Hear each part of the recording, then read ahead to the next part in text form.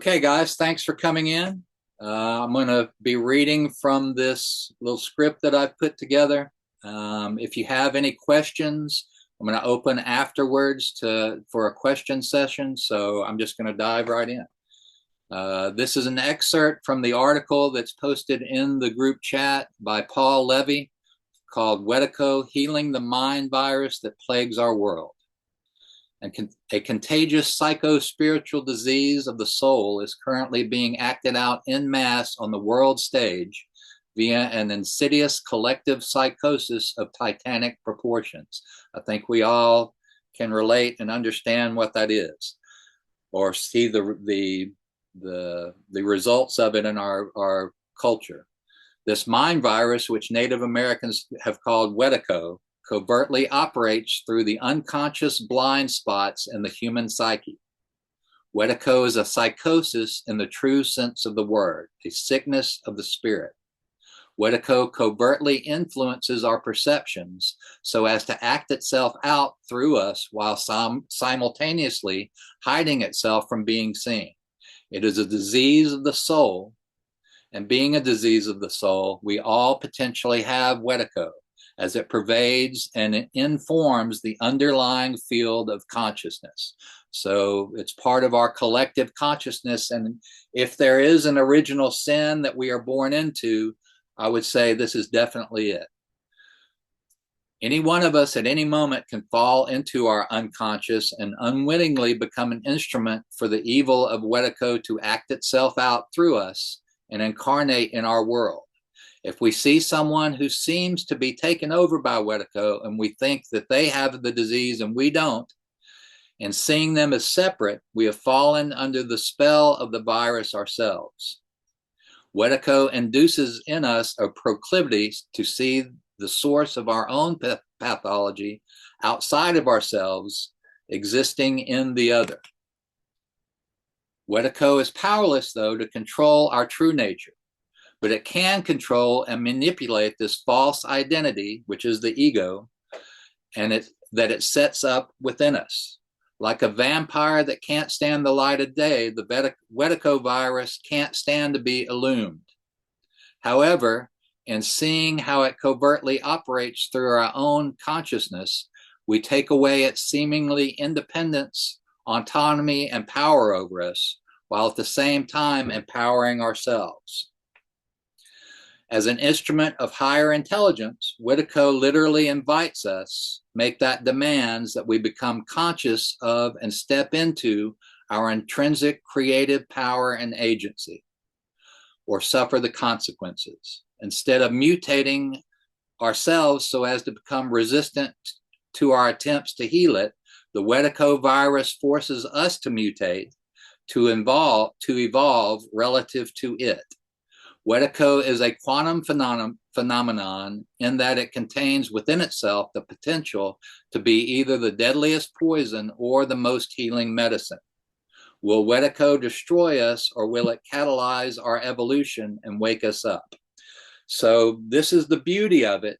And what this program at the website does is it utilizes the ego mind, once we make a map of it, as a catalyst to put ourselves into higher awareness through the Holy Spirit. So we are basically turning the frown upside down and allowing it to inform us and as a catalyst to activate our higher selves. As Mr. Levy states, wetiko is powerless to control our true nature. So returning to our true identity beyond form is the cure. And we can do that through the Holy Spirit. As Yahusha told us, the Holy Spirit is the helper. This program will provide a method of mapping the thought system that wetiko uses to control us, and a method of transcending its hold. The ego identity is the fear-based thought system that wetiko uses to control us. Its mechanisms are based on avoidance of pain and the experience of pleasure. It is a learned system based on trial and error, and keeps our awareness trapped by the past. So it's at the early stages of our development, it's a positive. So you touch the fire, it burns, you know not to touch the fire again. But when we fall into the fear-based system, that keeps our understanding trapped if we don't allow our understanding to evolve. So I believe it's a necessary mechanism. In order to move beyond the ego mind, we need to come to an understanding that an understanding of it and its mechanisms. As one Swami or another has said, you cannot move beyond a thing if you do not know it. So in order to know our true self, we need to know the false self. The following method will form a basis of understanding as we, in subsequent phases, develop a practice of mindfulness. We will begin to see how our actions and our very state of being are dictated by outside forces when we are in the ego mind. And as such, we will learn later how to reprogram ourselves to respond from higher awareness in partnership with the Holy Spirit by utilizing the ego as a catalyst. In order to do this, we take a searching and fearless inventory of the ego mind by taking pen to paper. It begins by listing resentments and will consist of 5 columns. Now, I'm going to introduce this method today, and then next week we'll discuss the inventory and what to do with the inventory, because it's not just a digging in and seeing what how it affects us. We will provide a means of utilizing this to cure it.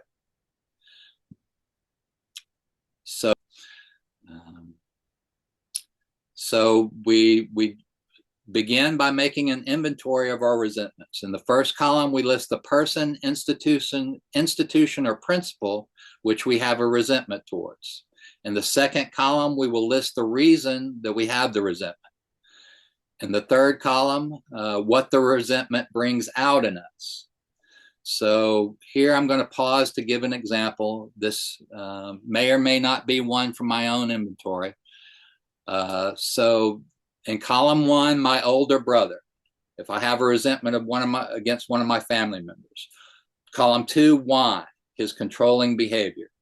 Column 3, what it brings out in me is anger, although there's usually more than one.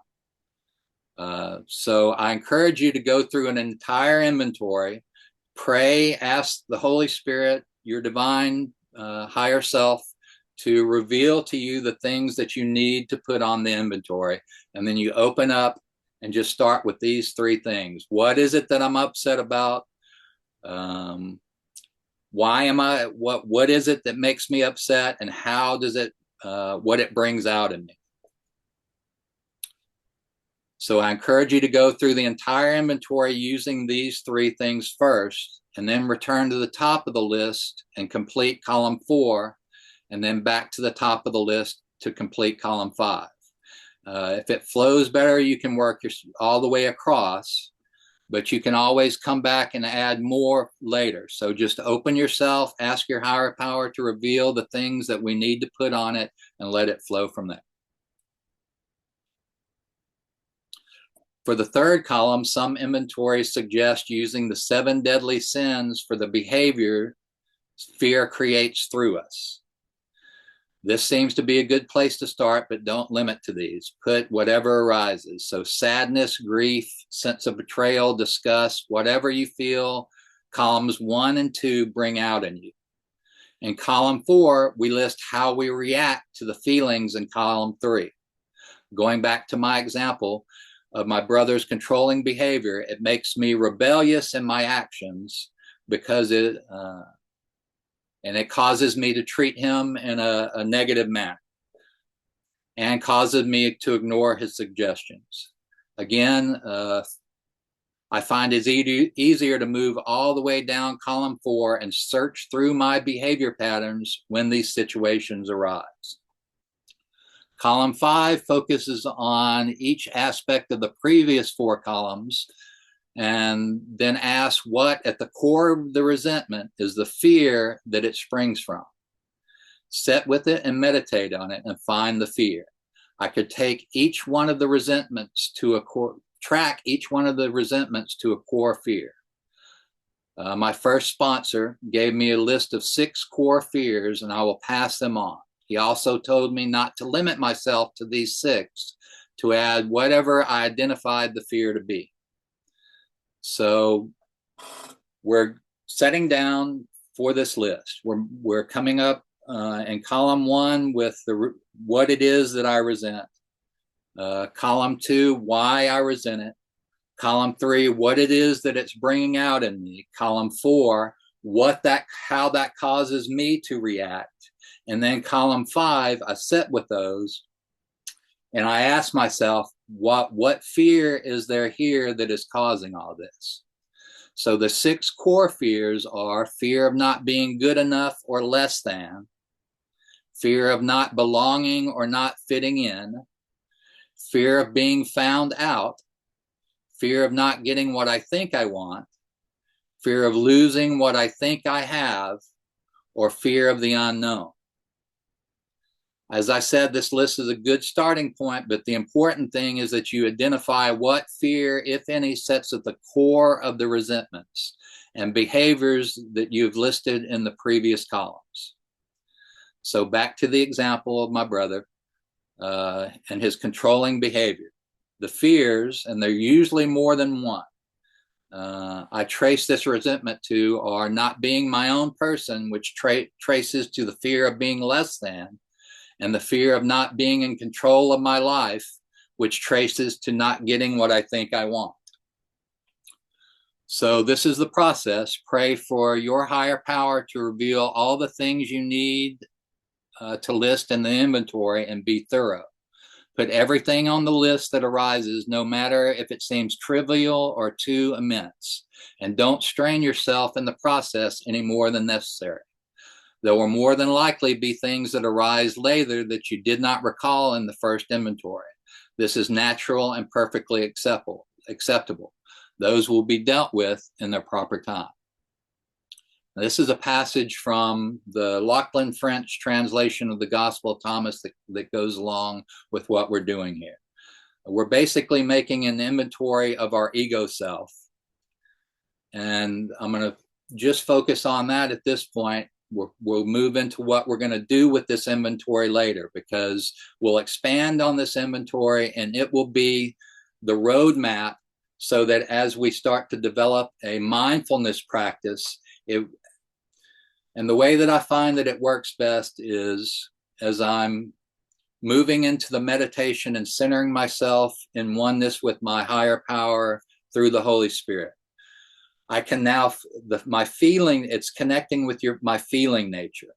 So it's reconnecting my ego mind, which we mostly operate out of, the small electromagnetic field of the ego brain, with the larger field of the heart. Our society programs us out of utilizing the heart-based thinking because the heart sends much more information to the brain than vice versa.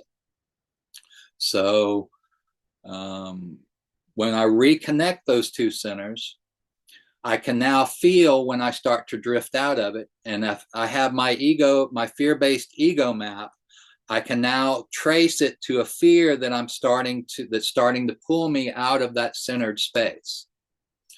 And by doing that, I'm taking its power away because it's no longer, I'm no longer feeding into it with my emotional nature. I can now deal with it intellectually.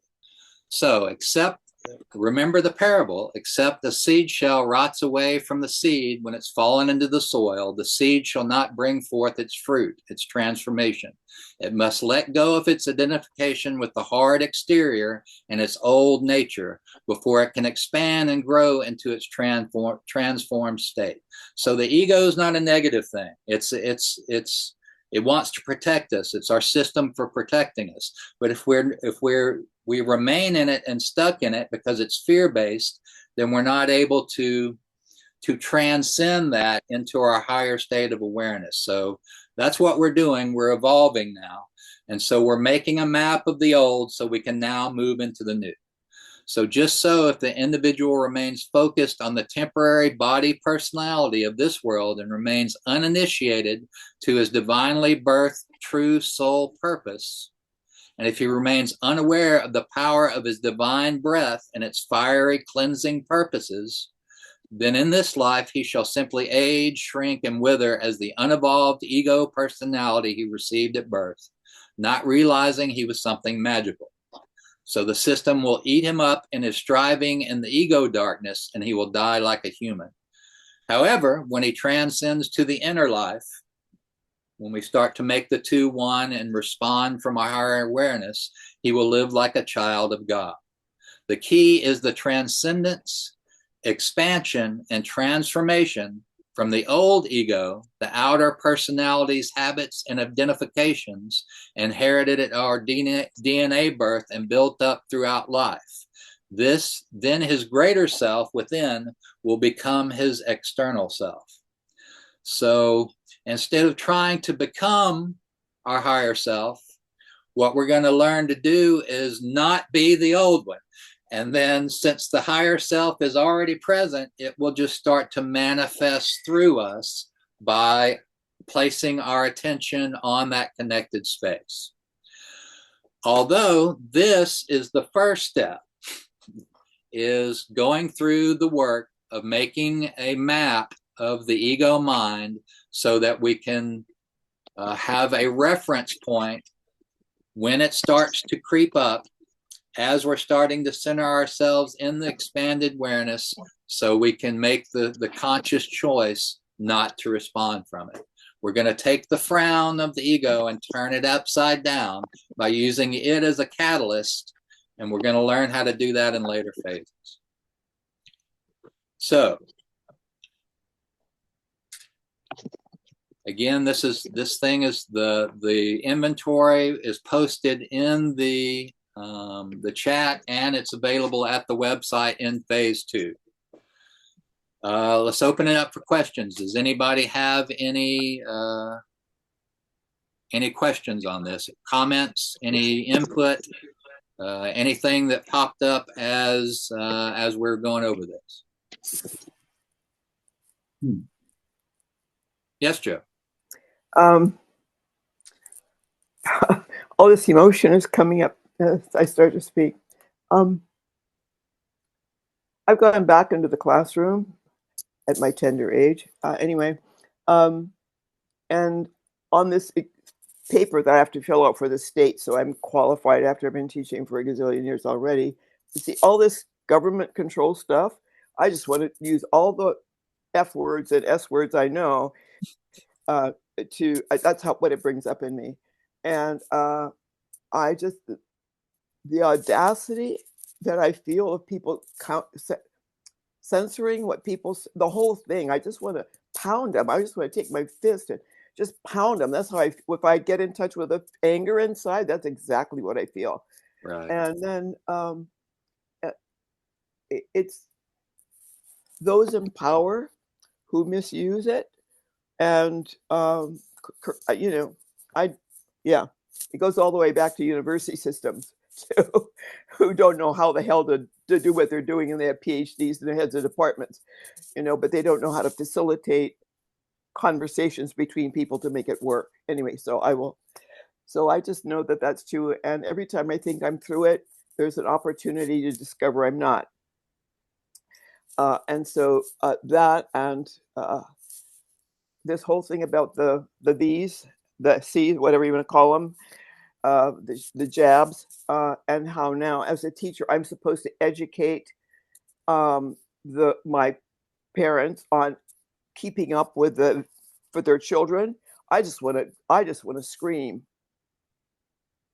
Right. Because I get being with children is what I'm supposed to have been done in this life, so they get to know who they are, other than obeying the rules and not asking questions, but sitting there so they get their gold stars. That just pushes all my buttons too.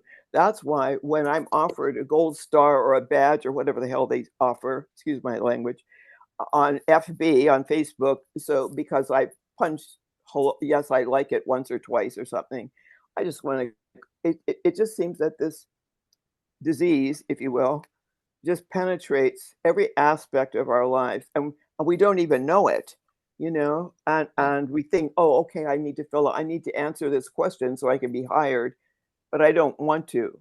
So my quandary is, do I say all of the above are right, and which includes the vaccination shit?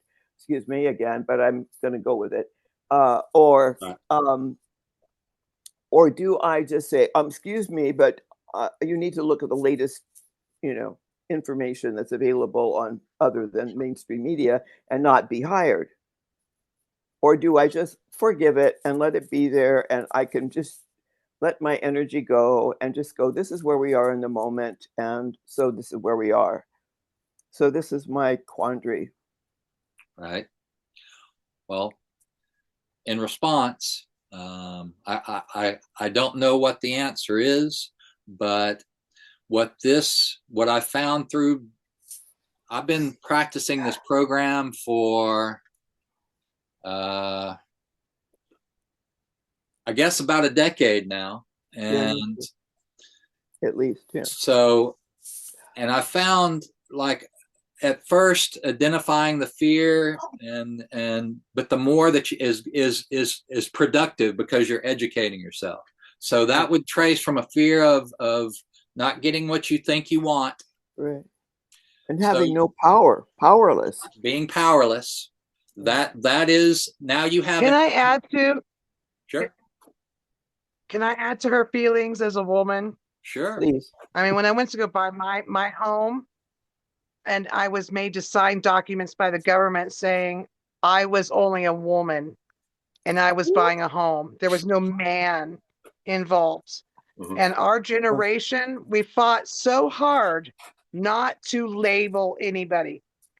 And then now we're having to deal with all of these people that have defined their generation by labeling themselves that we are supposed to come back and be touchy sensitive about. So, I mean, I feel where she's coming from. Right. That anger, that angst, where we did fight to not be they, them, their, the name calling, and so I think she's appropriate in her feelings because Sure. we had I to know do I all am. this. Well, we worked these single women jobs, and we went through all of this, and we fought for that, and we went through it already. But we're being asked to do it again in a whole nother scenario for somebody else's feelings now. My So question to both of I you hear would you. be, if you're identifying your triggers, why are Mhm. you letting them bother you? You know Oh, what I know. Well, what your triggers are. You've Because identified we them, have to do it in obviously, order but to you're get letting them employees. get to you. That's what they want. They want you to be angry with your triggers. that I'm very aware of that. And and I've that been working on this for at least, I don't know how many Oh, years. it's not easy, but well then Every that time I they that's think are. I'm through it, that I'm not. that's the beauty of this program, is now we can, because what normally happens is we react to it, and we react from our feeling nature, and when it's triggered, just like a trigger, bam, there's hardly any space in between the reaction and the feeling and feeding Right, into it. Now what we're going to be able to do is intellectually take a step back. right. This is just stepping back into our deeper, higher self, and it comes in phases. It's not an all at the once thing. It's a peeling of the onion. So we're going to peel the first onion and we're going to separate it into an intellectual space. Now we can analyze it and say, this is the fear that is causing me to react. Now, what you do is take your intellectual self that's now separated from the emotional part of it, breathe into the heart chakra, and then open to whatever your higher awareness. I'll go ahead and get into it a little bit. We're going to dive into it a bit later, but the heart sends much more information to the brain than the brain does to the heart. That when And we've learned to protect our heart. and we learn to operate in this society, it ingrains in us to operate from this and not this. So that's the two that have been separated. In Genesis, when in biblical metaphors, water is a symbol for consciousness. So when God separated the waters in Genesis, he separated the earth ego mind from the divine mind, which is in the heart. Heart mind coherence, the Heart Math Institute, they've traced this. The heart sends much more information to the brain than the brain to the heart. We just normally are, if when we're in our emotional nature, which is triggered, we're not listening to this. So we take the pause, we allow those emotions, we don't fight them off, but we breathe into the heart chakra, and we allow this energy field to bring those emotional states into a state of entrainment, to where we can now allow our higher intelligence to inform us on what to do. So once you start this practice, and there's a meditational practice of heart mind breathing that we'll dive into later, and also I guess I will discuss a little bit of the Thomas Keating centering prayer. I'm going to encourage you all to go. I think I put the YouTube link is to Thomas Keating's centering prayer. And I'm going to just run over, go and listen to his description of it, because he does a much better job than me. He was the one that pioneered this. But what you do is you pick a code word, and he'll discuss how to do that. Usually one that doesn't have an emotional response to you. And you enter into your prayer closet, to where you go in and lock the door, and you use that word as an invitation to invite divine mind into your meditation space. And then you lock the door. So all the thoughts and everything start streaming by. The way he equates it is, the thoughts are the boats on the river. We want to, as much as possible, stay focused on the river itself, that divine mind that's a part of, that's just underneath all the thoughts. So as we practice this with that word as a key word, and using our breath to bring our mind into a state of entrainment, into the heart space, we're breathing and using that word to invite in divine mind. And the more that you practice it, God, and it's ask and you will receive. Father, how, or divine God, how should I respond in this scenario?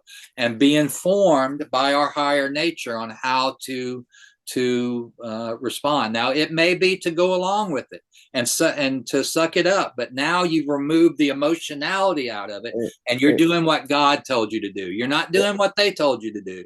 You're not responding from your emotions and lashing out. You're now being an agent of God. Father, what would you have me do in this situation? I will do your will.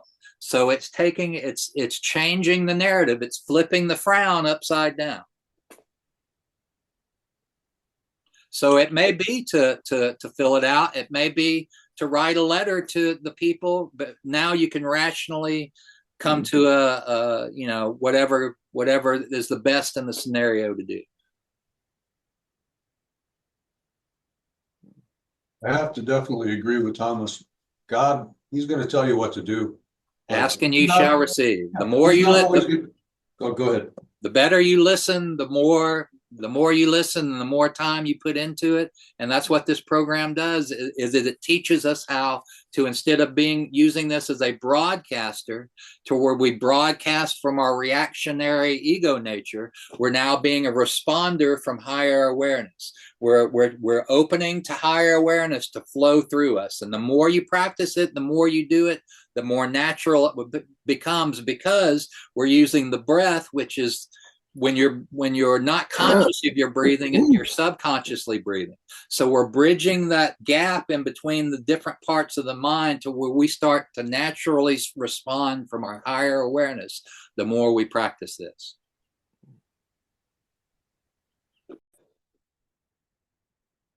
Hey guys, just a quick thank you for joining us. If you're interested in more, we'll be posting them as they become available. You can also go to the website, which will be listed in the description below. Thanks again.